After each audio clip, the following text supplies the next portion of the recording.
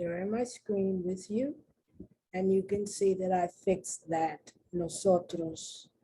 Here it is. Here's the card, and there's the nosotros. Okay, and by the way, I think I spelled it for you right when I was spelling, and I'm going N-O-S-O. Okay. If I can't see it in my head, I'm not sure if I spelled, and I couldn't see it in my head, so I'm not sure if I spelled it right. So here it is. The full name is Nosotros, and it's N-O-S-O-T-R-O-S. And if it's all women, not men and women, but all women, then it's N-O-S-O-T-R-A-S, nosotras. So it's N-A-O-S-A-O-T-R-O-S or N-A-O-S-A-O-T-R-A-S,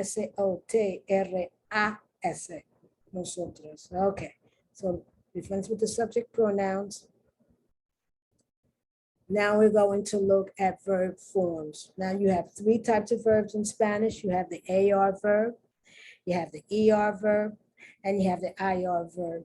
When the verb is written in its entirety, if it is written H-A-B-L, and then the AR, which tell you that's an AR verb, ER, which tells you that an ER verb, and IR, which says the IR verb. That verb is in the infinitive form. Now, normally, when you want to work with the infinitive form, you remove the AR, I-R, the ER, A-R, the IR, E-R,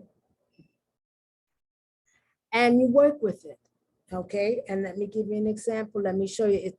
When you remove the AR, the ER, the IR, I-R, A-R, E-R, when you remove that, that's called the simple form of the verb.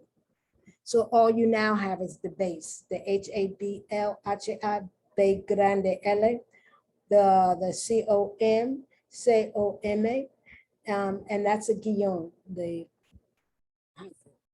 and then the BB, the V-I-V, be chica, y be chica.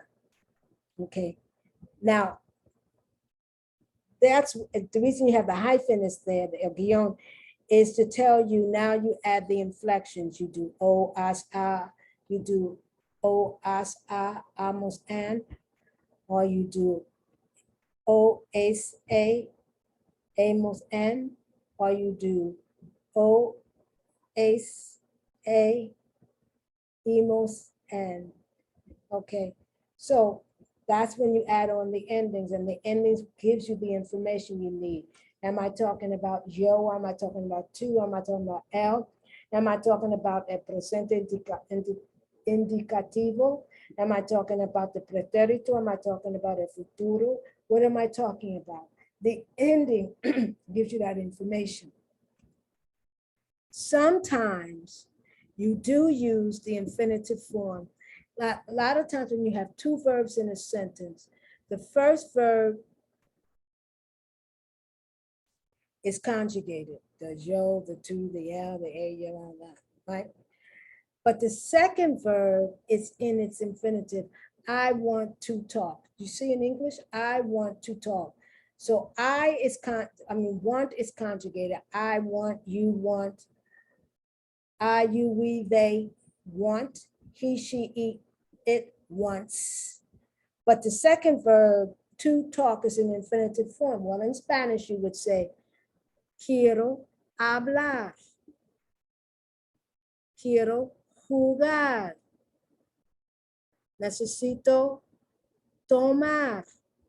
That means I need a drink. I need to drink. It also could say I need to take something, but sometimes it means I need a drink. I need a drink. Okay, necesito tomar. If you have two verbs, that's not always true, but a lot of times the second verb is in its infinitive form. And that's the form where you use it's the entire verb, including the ending I-R, A-R, E-R. But if you want to work with the verb in all its different tenses, then you have to remove the I-R, the A-R, the E-R, the A-R, E-R, I-R, and now you have to learn the endings for each person and for each tense. Those are called inflections. You have to learn that. Okay, so that's the base form or the simple form. Then you have the German. In English, the Gerund, the German, in Spanish, gerundio, it doesn't exactly mean the same thing. It does end, the German in English ends, a lot of the times it ends in the ing, but German in English is when a verb is playing the role of a noun. Smoking is bad for your health. Smoking. Now, their smoking is not the action. Playing Russian roulette can lead to tragedy. Okay, playing. It's not a verb. It's a verb ending in ing, playing the role of a noun. Okay. In Spanish, when a lot of times when you use German grammatically, you're talking about the present participle. It'd be the present participle. I am playing, ing. We are walking, ing. Ing in English, it depends on the verb. If the verb ends in AR, it's ando. You see, that's supposed to be blue, but it looks like it's black.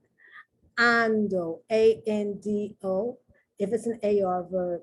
Iendo, if it's an ER verb. And iendo, if it's a IR verb. So that's talking,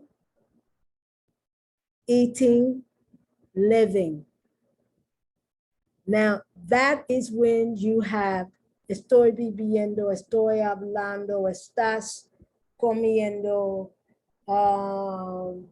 estamos, whatever, escribiendo. So that's when you're talking about having the progressive tenses, because you can have the present progressive, the past progressive, the future progressive, the conditional progressive. That's when you're talking about using the progressive form of the verb or the present participle form of the verb. And in English it's ing, in Spanish it's ando, yendo, yendo. Okay. And the last form of the verb, and this is used a lot, both in English and in Spanish, is the past participle. The past participle is used a lot, but right now I'm just going to talk about how it's used with verbs. It's used in the perfect tenses, the present perfect, the past perfect, the future perfect, and the conditional perfect. The present perfect would be, I have talked. I have lived. In English, the verb comer is irregular. That's why I'm not giving you comido, because it's irregular, it doesn't follow the rule. So you have the subject, you have the auxiliary verb have or has, and then the verb in its past participle form. Talked, walked, lived, finished, listened, called. In Spanish, that ed, when you're talking about past participle, if it's an AR verb, it's ado. If it's an ER verb or IR verb, it's ido. Okay. Now, the reason I'm not doing the comido, because in English it's irregular, it's eaten. And remember, I said I'm only doing regular verbs. Now, you can use the past participle in many different ways. But if you're talking about verb tenses, you have the present perfect, I have talked. You have the past perfect. I had talked. You have the future perfect. I will have talked. And then you have the conditional perfect. I would have talked. Now, it's no good knowing all of these tenses and all of these vocabulary words if you don't know how to use it. That's what the verbs that we'll talk in detail, it's gonna talk about how do you use all of this? How do you use this? So that you know how to say this stuff or these things in Spanish. Okay, so these are verb forms. The next one, I think I'm going to do it as another video here because now we're talking about verb tenses. And I want to keep the forms together and then we can talk about the tenses in another video. So this is Corella Fickler McLean. Welcome, WYLCONE.com. I hope this has been of help. If it has, and if you would be so kind, please subscribe. And I want to thank you for coming to my channel or on whatever platform you see this on. I'm on a number of platforms. Thank you very much. So I'm going to stop sharing. And I'm going to say thank you. Bye.